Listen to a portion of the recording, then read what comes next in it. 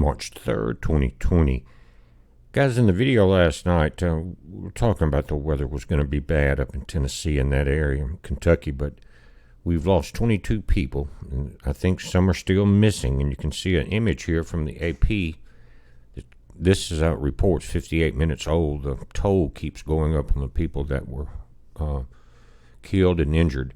You can see the devastation through the Nashville area. 144 buildings were destroyed as these storms roll through this area. And I mentioned in the video last night, we're in grand solar minimum. Shields are weak. Things are really strange. We've got extremely warm air here in central Mississippi at 1:06 p.m. Central. It is 71 degrees outside with 99% humidity. And this is all moving north into that cooler air that we see now. Let's go over and check out the radar. Just want to emphasize, because the next couple of days we could see a repeat of this pattern.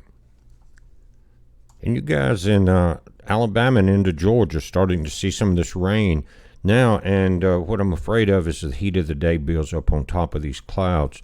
We're going to have another outbreak. But you can see the greatest tornado risk is from central Alabama into central Georgia.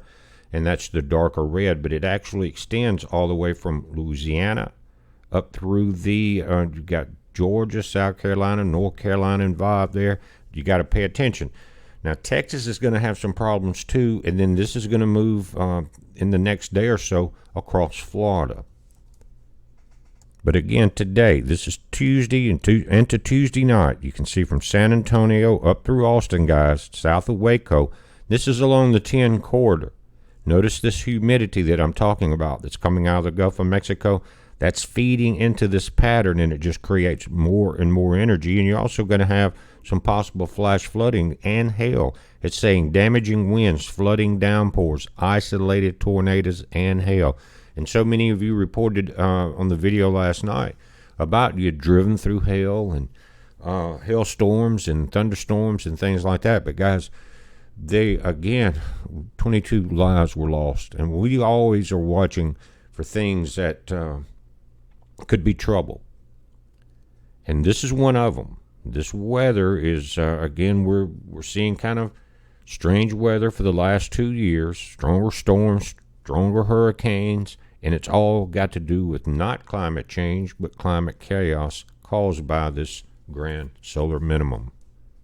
Now let's move into Wednesday. You can see that this storm that's tracking from I-10, San Antonio up through Austin, is now going to be from Houston over into Alabama and southwestern Georgia. Check this out. Again, this was Wednesday to Wednesday night. Damaging wind, flooding downpours, and isolated tornadoes. Same scenario.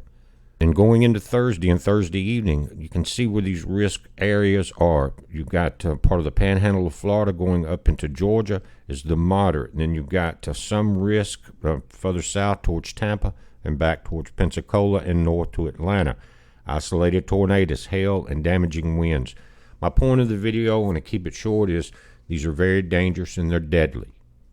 And I want everyone to pay very close attention to this. Keep your weather radio ready. And guys, when you start getting this many tornadoes, and there was like 4 or 5 counties reporting people injured and killed and damaged in that area up through Tennessee. Nashville was one of the hardest hit places, I think. There's not a lot you can do about it if you're caught off guard. I mean, it looked like they were pulling that guy maybe out of a storm shelter from under his house there. I'm not sure in that video. It doesn't really say much about it. And he looked mighty glad to see him.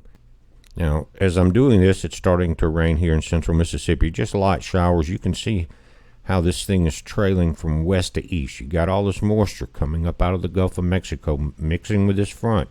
So again, through Thursday, all of this area really is going to have to just keep an eye on it. It looks like mostly evening and late night events. I think it was after midnight when a lot of that damage was done this morning.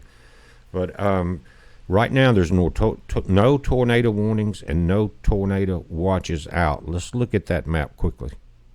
Now, as I say that, of course, it starts raining very hard here.